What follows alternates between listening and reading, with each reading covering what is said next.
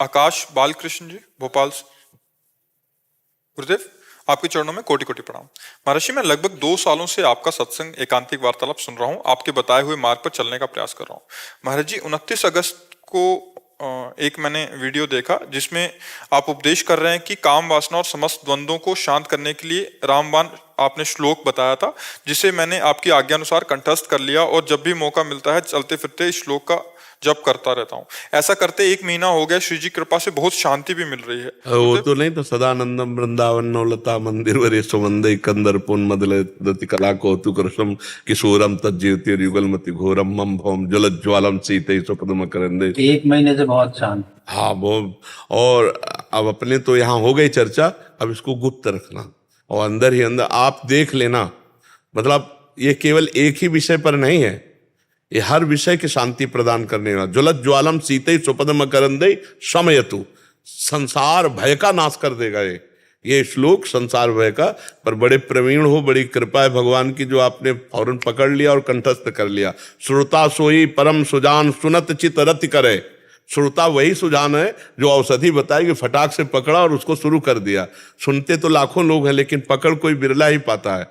बहुत सुंदर, बहुत सूक्ष्म विषय पकड़ा, इससे आप देख लेना, इसका परिणाम देख लेना। पर महाराज जी, डर लगता है कि मन में विचार आता है कि काम पर विजय प्राप्त कर ली तो नारद जी का प्रसंग याद आ जाता है, भविष्य में इस बात का अहंकार न होने पर। नहीं, हमने थोड़ी प्राप्त की है, मंत्र प्रदान कर रहा हूं। मंत्र के अधिष्ठात्र देवता श्यामा श्याम है, ये तो उनका कृपा प्रसाद। हम थोड़ी विजय प्राप्त की, हमें तो श्री जी ने संत संग से मंत्र दिलाया और उस मंत्र के प्रभाव से शांत हो गई। तो हमारा प्रभाव तो नहीं ना, वो तो मंत्र और मंत्रदाता और मंत्र अधिष्ठात्र देवता श्यामा श्याम, उनका बल है। तो अहंकार इसलिए नहीं आएगा, डरने की जरूरत नहीं है। हाँ महाराज जी, बल किसका ले, हम बल किसका ले?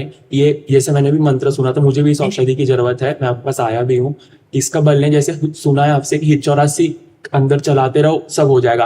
आपसे ये भी सुना ब्रह्मचर्य तो तभी शांत होगा जब पुकार होगी। एक चीज हमारी अभी हमारी पहली बात सुने, एक बात हमारी समझो।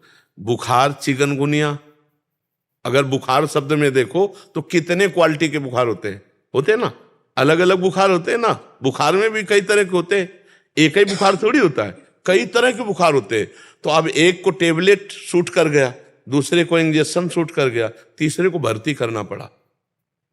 नहीं कर बोले प्लेटें डाउन हो रहे हैं, कौन? प्लेटलेट्स।